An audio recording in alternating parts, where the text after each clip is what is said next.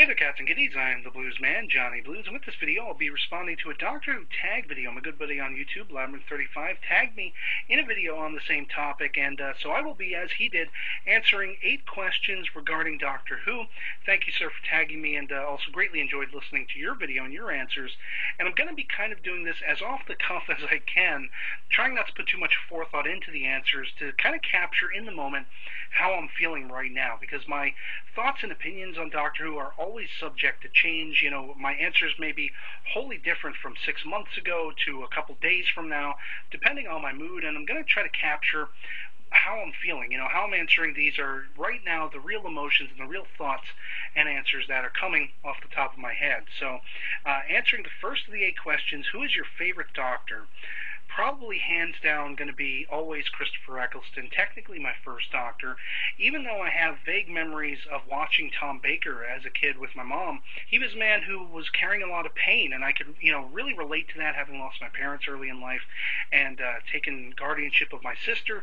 In effect, I felt almost akin to the Doctor and a companion, in life, trying to put our best foot forward, and that's why his Doctor in particular always resonates with me, more so just a little bit, edging out all the rest of them, even though each and every Doctor, from William Hartnell all the way up to, of course, Peter Capaldi, they are all just phenomenal. Each actor brought something special to the role.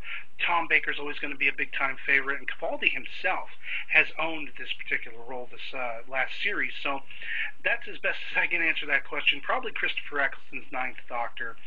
Second question is, what is your favorite Doctor Who story?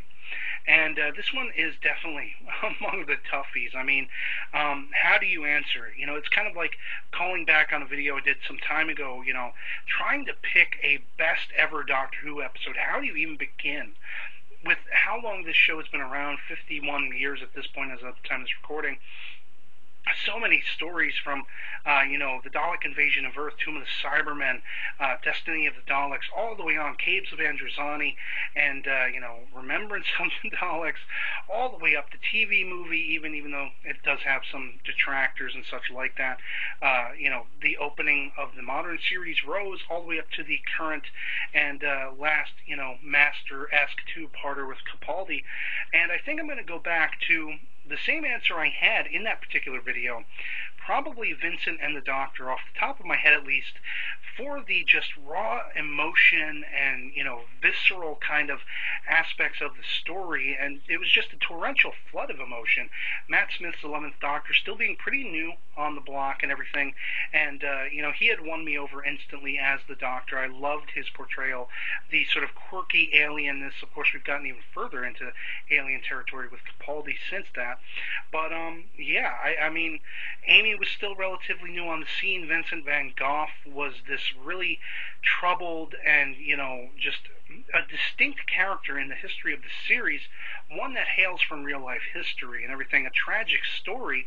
And again, because of those emotions and that creature that was kind of misunderstood, all those elements, the sort of historical setting just being exquisite and beautiful to see in the filmography of that episode, really just, it's a top-tier episode in the history of Doctor Who for me, and that's probably going to be my pick for answering that particular question at the moment, in any case.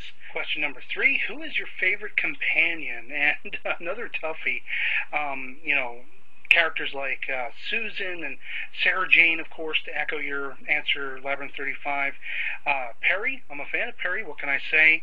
But probably in the classic series sense, my top choice would be Katie Manning's Jo Grant. I always really loved the rapport she had with the 3rd Doctor, John Pertwee, as well as the awe and wonder of her character, just always very enthusiastic and questioning and trying to understand the situation, She would sometimes stumble into trouble and such like that, but it wasn't because she was a damsel in distress and she was stupid necessarily. It was because she was very inquisitive and always trying to understand the situation and understand the threat.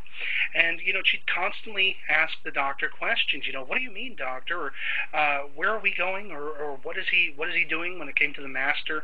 And such like that. Just the awe and wonder and enthusiasm in her character always won me over. I so enjoy watching that character and the rapport, as I say. Modern series is again a toughie, and time and time again when I've answered similar questions to this, I've often put on top of the list Donna Noble, because I felt like her story was so tragic and so wondrous. It was kind of like the modern equivalent of that awe and wonder at the universe, but also not having any sort of romantic tie to the Doctor. They were friends, they were traveling companions, and there wasn't any of that sort of mixed romance that you had with Rose, or the unrequited love that came with Martha, and such like that. It was very refreshing for the time, and I'd probably list, still to this day, Donna as a top tier.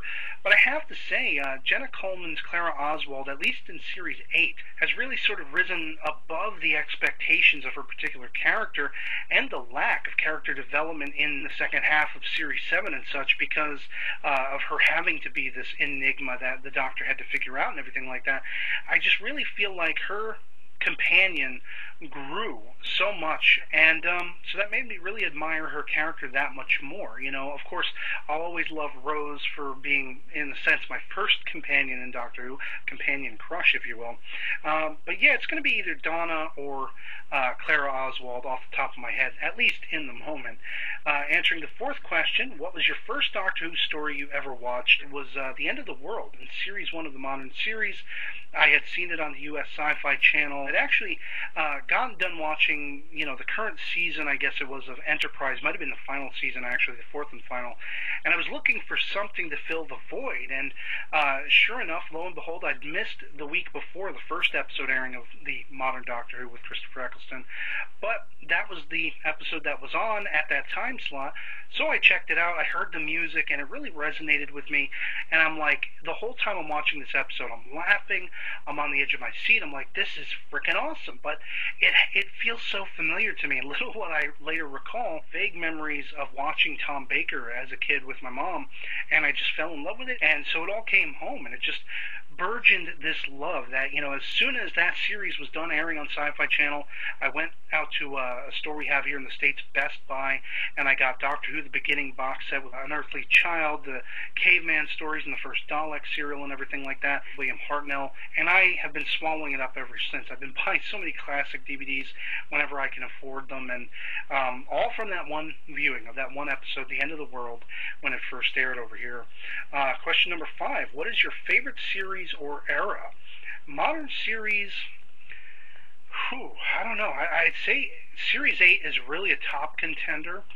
I'm probably going to go back to Series 1, though. It's all nostalgia, and the impact Christopher Eccleston and Billie Piper had on me, their surrounding characters, Jackie Tyler and Mickey Smith and everything like that, just incredible. It was just incredible. And from the very beginning with that first episode, when finally I got to see the first episode, Rose, all the way up to that two-parter, Bad Wolf, Parting of the Ways, that kind of thing, it was just an amazing rock my world kind of situation. Following on from there, I might actually list as a second or runner-up, basically Series 5. I really loved a lot of the stuff that happened in that particular series, from, the Dream Lord to seeing the Silurians come back, and, Victory of the Daleks and everything, all just so many great episodes in that particular series, matched very much by Series 8, at least in my opinion. So moving on, question number 6, what is your favorite pre- or post-regeneration story? Off the top of my head, I'd probably say Caves of Androzani with the Fifth Doctor, Peter Davison, because just the really off-the-wall nature of that particular story, the villain whose name escapes me off the top of my head, being really all kinds of creepy and everything like that, the mining and everything that was going on, and the sort of twists and turns in the story, and the idea that, in effect, both the Doctor and Perry were basically poisoned in a sense, and he had to sacrifice himself. The antidote, there was only one vial of it left or what have you, and he saves Perry's life and holds off his regeneration till the very last minute, ushering in, of course, Colin Baker's Sixth Doctor, just, biting my nails at the edge of my seat through that whole story and everything like that. And as far as pre-regeneration stories, that's the top contender, at least for now, for me. Post-regeneration story, I don't know, probably I mean, my gut instinct is to say something like from the modern series, The 11th Hour, which just really won me over, as I say, instantly. Matt Smith's doctor and his kookiness, spitting out the food when young Amelia Pond first meets him and everything, and sort of that romance that's born out of the idea of, you know, this child wants to be whisked away into time and space by this magical man in a blue box, and he comes back later, and she's, you know, an adult now and everything, and she's had so many years of scars and, you know, just trying to get over this raggedy man and all this kind of stuff. And it's just a really quirky, fun, and mind-blowing opener, as far as I'm concerned. The Series 8 opener, Deep Breath, was pretty astounding, pretty awesome, too, especially the dinosaur, the Tyrannosaurus, spitting out the TARDIS. But I might actually even go back to the classic series with Spearhead from Space, the first Pertwee story. You know, of course, dealing with the Autons and everything like that. Just a really interesting, intriguing story debuting, you know, the first colorized serial and everything like that. The Doctor sort of out of sorts for a little while, and, you know, he has a shower, he steals somebody's costume, makes off with the car, starts investigating, all that kind of stuff, you know, sort of introducing himself to the brig, and it was just a really interesting, cool story, of course, and it was the beginning of a whole new era, that era of the Doctor and Unit and, you know, the Master and all that kind of stuff. And question number 7, what is your favorite TARDIS desktop theme? I could answer this a couple of different ways.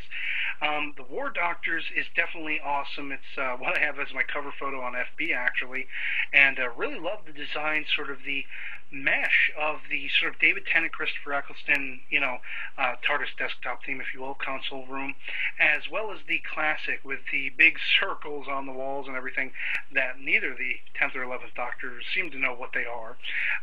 But I always loved the 8th Doctor's TARDIS as well, the console room, the big sort of pantheon inside the TARDIS that was in the TV movie.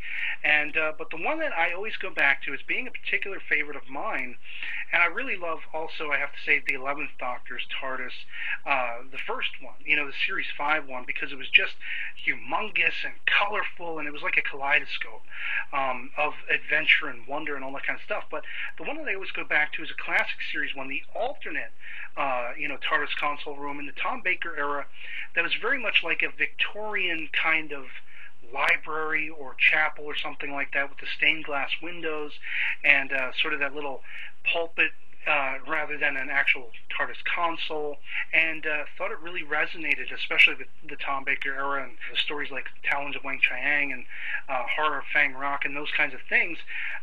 Just a really fitting, intriguing, and awesome looking TARDIS console room, and that's always been a particular favorite of mine, so I'll go with that as the answer. And finally, question number 8, what is your favorite villain or monster in Doctor Who?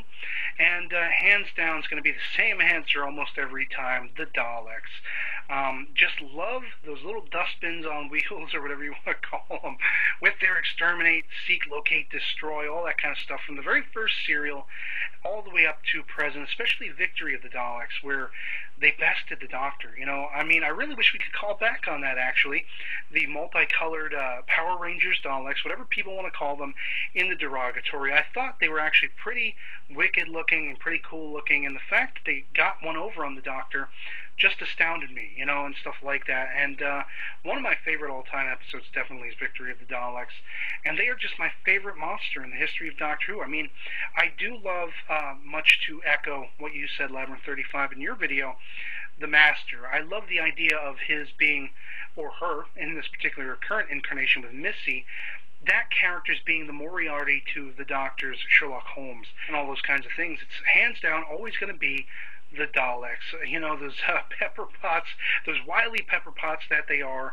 And yeah, so now having come to the end of this, I can tag whoever I so choose. And top pick is going to be TJ Pyramid. Joe, I'm looking for you to answer these questions. I'll list them in the description below, so you don't have to worry about jotting them down, copy and paste them if you need to, and such like that. And if anybody over on the Whovians side, Jimmy Porto, Michael Shannon, and the rest of them, great channel. Dr. Freedom as well, somebody I swear by on on YouTube as far as Doctor Who news and such like that, and he doesn't really do tag videos, but I would love to see an Omega Files with everyone who's involved, maybe taking a stab at answering these questions. It could be a great topic of discussion in between now and the Christmas special and everything like that. So, yeah, otherwise, I hope you enjoyed the video, and then find you well, and I'll catch you all later. Peace.